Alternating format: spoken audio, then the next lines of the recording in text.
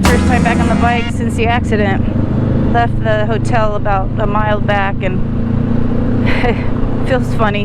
My bike feels weird. I don't know if it's because I haven't been on it in 2 months, or because it's, I don't know, bent someplace. I don't know what the heck's going on, but just trying to get back in the groove and used to driving in this kind of traffic again.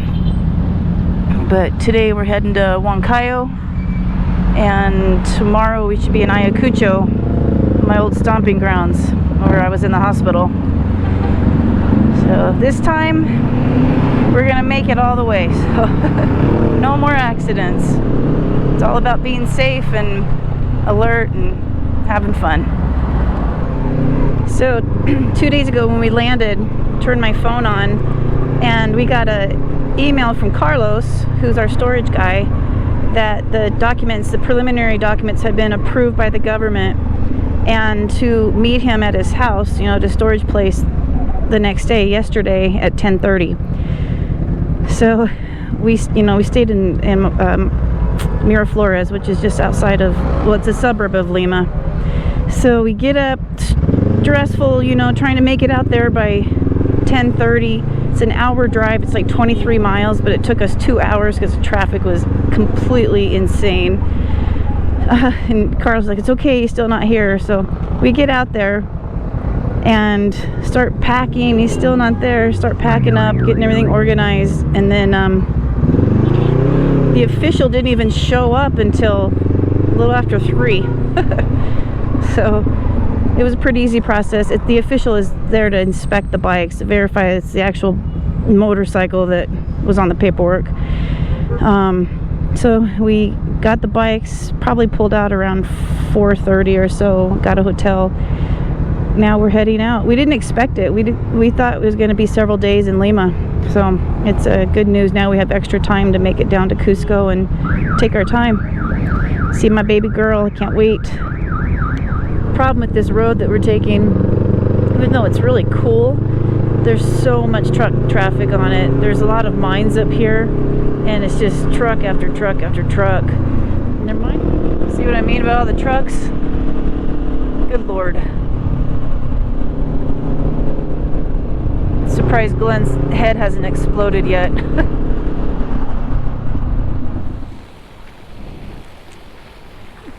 We got some ice.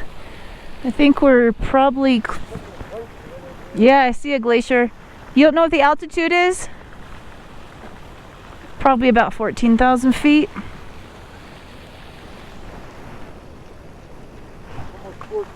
Yeah. It's pretty cold. This route, or this leg, I brought my heated gear, so I'm perfectly comfortable right now. Happy. Got my heated gloves and my heated jacket, and it's cozy. Yeah, we just hit 16,000 feet, and I think we're gonna be going down from here. But wow, the colors, the glaciers, the road, the snow, it's spectacular.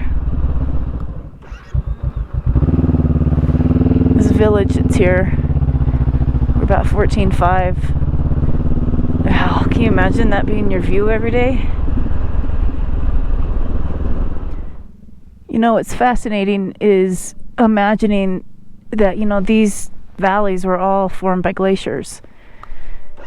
And they're so deep and vast, and it's just incredible the power and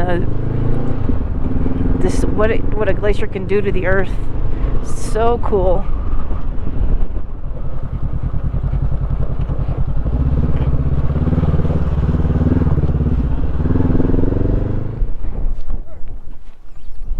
Might want to get out of the shepherd's way.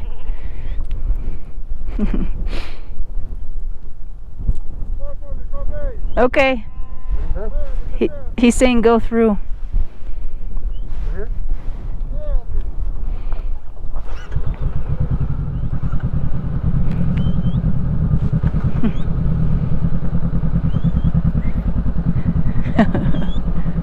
Like llamas and alpacas. Hi guys. I missed you. Gracias. And he was like, why are you guys sitting there? Just go. No, you don't understand. We're from Arizona. We don't get to see that every day. Wow. I'm not sure what's going on here, but there's a lot of stacked rocks. This is spectacular. Wow. You probably can't tell, but there's hundreds and hundreds of alpacas over there. Every time we come into a little village like this, at these high altitudes, I always wonder where they get their fuel for, cooking food, wood. Because there's just no wood up here. We're so far above the tree line, and they are using something. I don't know if they're just picking grasses. Maybe that's what they're doing, but that's pretty crazy. And obviously they're not heating their homes. This is now going to start draining this way to Oneco. Oh. The river before was going the other way towards Lima. It's like the Continental Divide. Wow. Yep. Stunning. Ugh. It's just, words can't describe it. 4456. 4456. What is that in feet? 14.5? My headache is telling me we're definitely at 14.5. We went right into high altitudes from Lima. I didn't acclimate at all anywhere, so it's going to be tough sleeping tonight. We're both noticing that we're getting dehydrated quick. When you spend a lot of time at altitude, you start to you pee a lot, a lot. It's really easy to get dehydrated. That's why it's important not to drink alcohol and just try your hardest to stay hydrated until you get used to it. And I love these mixed herds over here. Alpacas, llamas, sheep. That other one that I can't remember the name that has the premium wool. That real tall one right there is, oh, so cool. You guys live in a beautiful place. Their coats are so thick right now. July started winter, so we are definitely deep into winter right now.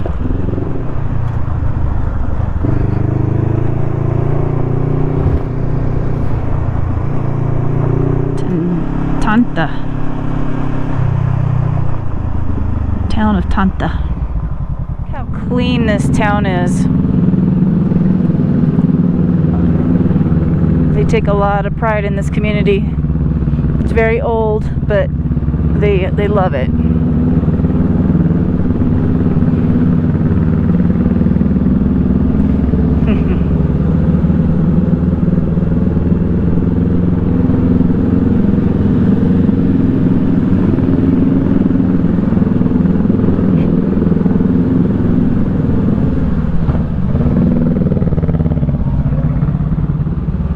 Buenas.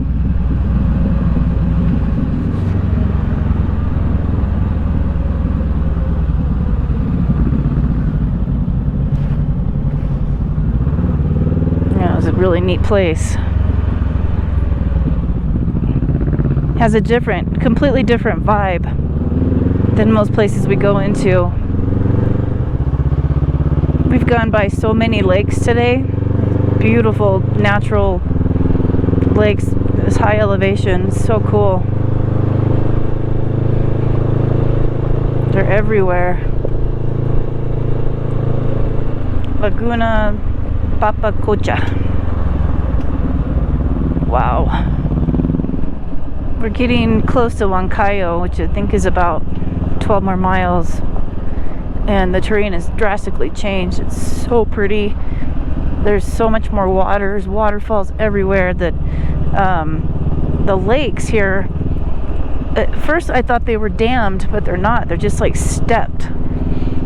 And they just go from one lagoon to the next lagoon, to the next lagoon, these big waterfalls. It's so cool. You see the terracing down here? It's from humans farming probably around the Inca period. All over these mountains. It's so cool. Look at this section of this river. I'll zoom in on my cell phone, show you these steps and waterfalls. It's so cool. Beautiful. Wow.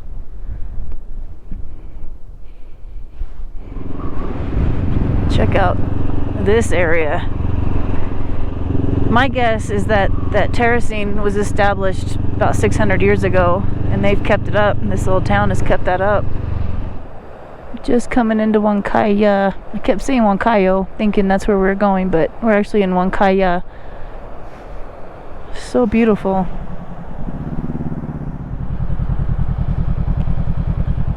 Wow. We actually came down right there on that bridge. We did? Oh yeah.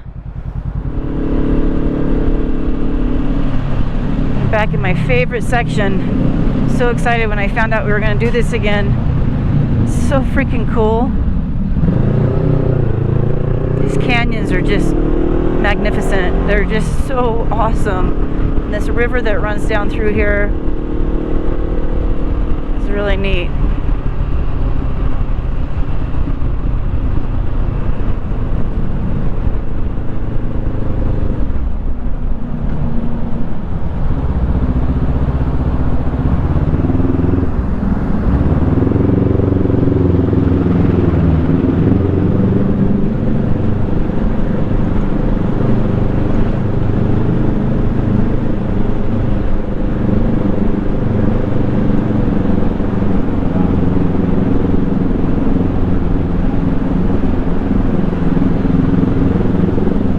Definitely a hot spot for tourists. It's Saturday. We definitely didn't come through here on a Saturday last time. We didn't see anybody. Hola! Wow, I've never seen an indigenous woman smoke before.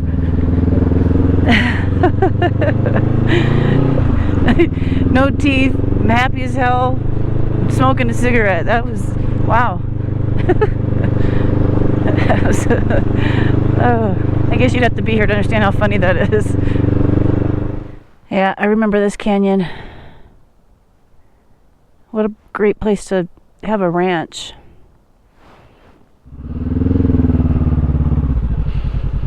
We're checking out a little waterfall that we just saw.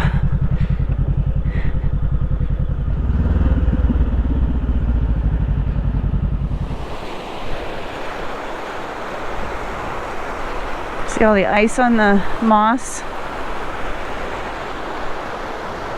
Give you an idea how cold it is out here.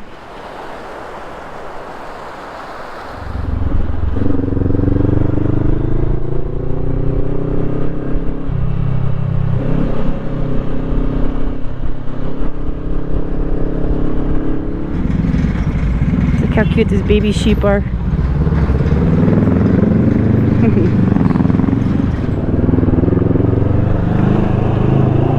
Alright, so this is where we're staying tonight. This is where we're staying tonight. Glenn says, hey, when we get to the gate, turn your GoPro on. It's going to be one of the gnarliest off-road switchback roads you've ever been on. I'm like, oh, great. I don't feel good. I have altitude sickness right now. That's alright.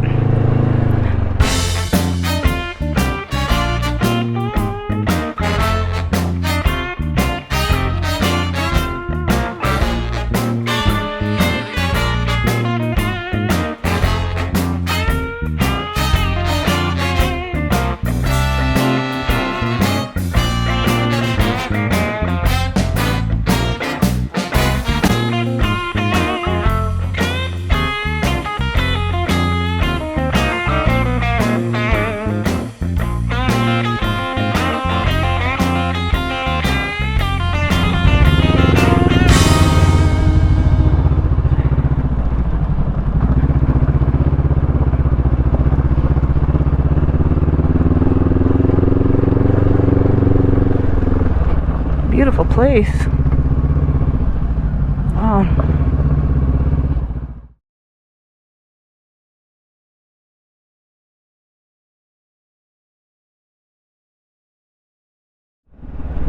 Right in the middle of the city. Show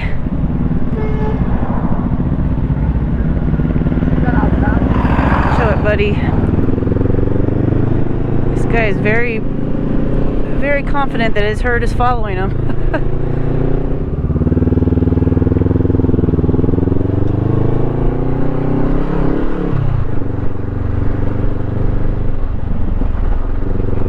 Woo! Whew. Oh, there's like ruins right here. You guys scared me. Don't do that. Don't jump out in front of me like that.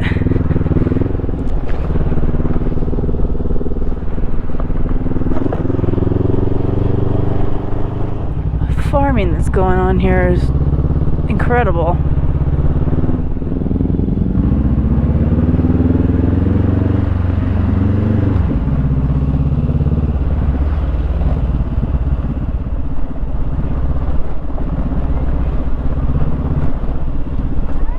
Hola.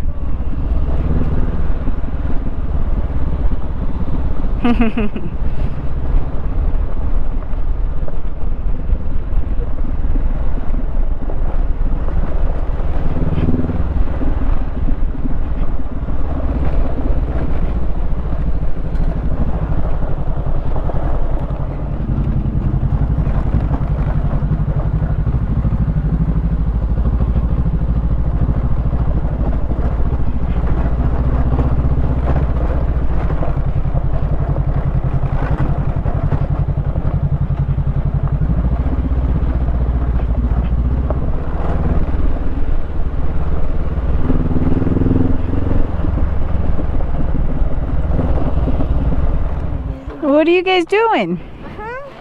What? What are you doing? Are you fixing the road? No. See? Are you fixing the road? Yeah, es bueno?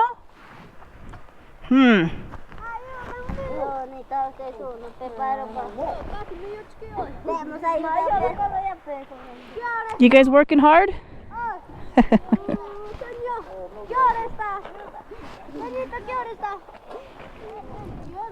There's one, there's one.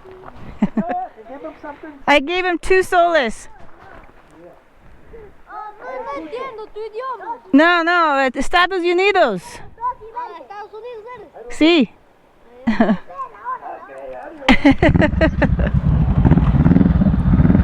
Okay, keep working. Más trabajo. Those are some dirty little boys. It's so hard to believe that this is a main road between Ayacucho and Huancayo. They're both big cities, you know, pretty big. I mean, they're about 300,000-400,000 people each. It's supposed to be paved the whole way, but it's I was looking at it last night at dinner on the map. I'm like, oh cool, it follows the river all the way. It looks like it's a pretty straight shot. There's no major switchbacks. I kept zooming in on satellite image to see that it was paved, but as you can see, it's not all the way paved, and it's so rough and it's so narrow. Getting around cars on this road is tricky. Their only objective right now is to not hit a pothole. So when you make your move, you gotta honk and let them know you're there, because they're not looking behind you. They're looking, trying to save their car. This guy's booking. Ha.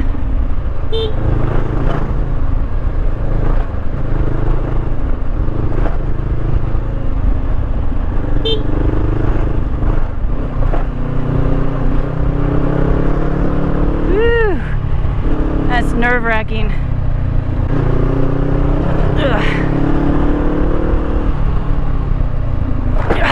Damn, that was a good one. Some of them are so hard to see or there's just no avoiding hitting something. You hit something big to avoid the bigger one. I feel like I'm back in Baja. It looks exactly like Baja.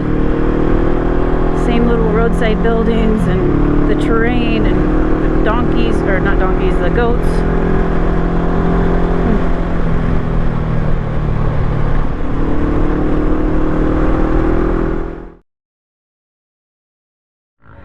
Check this out. We just stumbled upon a GP. Looks like it's sponsored by KTM, but they're going way up on that mountain, all that whole course up there. It's cool. Looks like a great motocross track.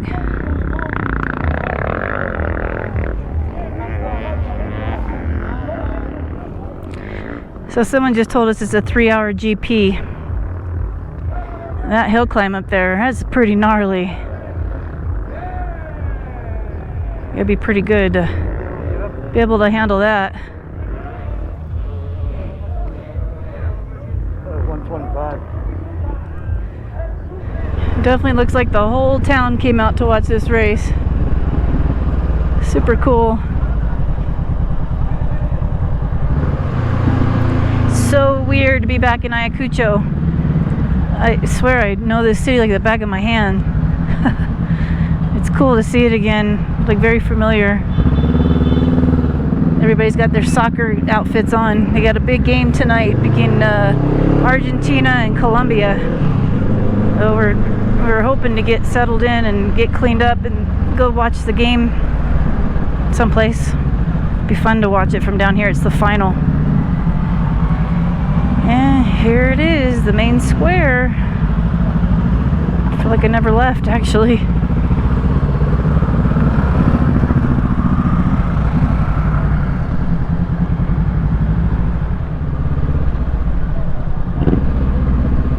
What I like about the main square here in Ayacucho is it's always just teeming with life. There's always so much going on.